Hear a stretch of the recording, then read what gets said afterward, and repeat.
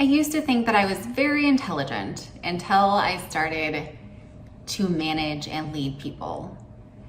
And that was a time when I first started where I had never felt so unprepared and unequipped in what I was doing.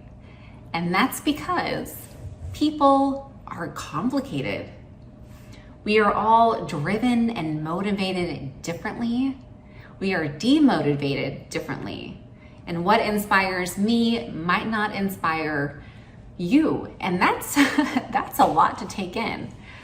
Fortunately, there are a ton of resources out there provided by those who have been there before and can share their wisdom with us. And by us, I mean me, because I had a lot to learn in the beginning and I still am on that learning journey. But one of those models, which I talked about during last week, and I want to dive deeper into this week, is situational leadership. This is one of many, many leadership models out there. It is one that I use personally, and it was taught to me by one of the most significant mentors in my life. And he lived and breathed it so much that it was framed above his desk. And by the way, I share a picture down below so you can see what I'm talking about. Okay, so here it is. Situational leadership is the leadership model where you adapt your leadership style to the other person. So as a leader, you are adapting to the person who you are leading. And this is what that looks like. There's directing, coaching, supporting, and delegating.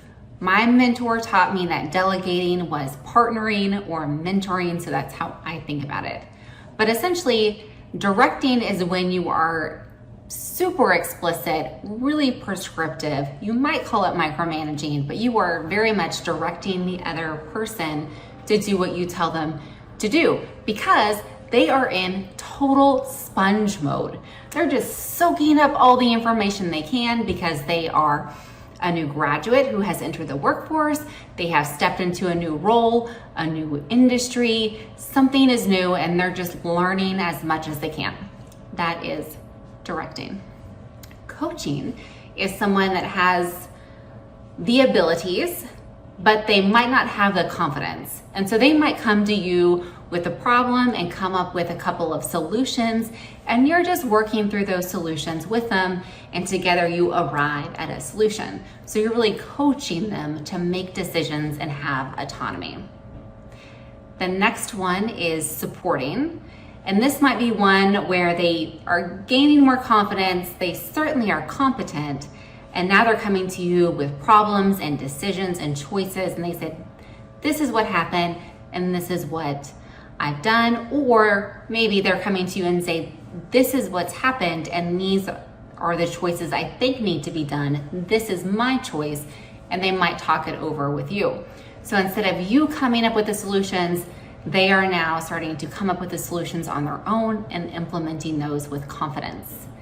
The last one, again, taught to me as mentoring and partnering, often referred to as delegating, is when you're giving someone complete autonomy. They are competent, they are confident, they're capable, and they're ready to rock and roll. So that you need very little directing, supporting, coaching with them. They make decisions on their own, they have autonomy, and they're able to be productive without your support. And that might look like they are making decisions or coming up with solutions and then just simply informing you of those. So that's really more of a partner relationship. Again, this is one of many leadership styles out there. It's one that I love because you can adapt it to the person, to where they are in their point in their career. And by the way, that changes throughout your career. But obviously there's many out there. So tell me, what do you think of situational leadership and what other models have you used? Thanks, y'all.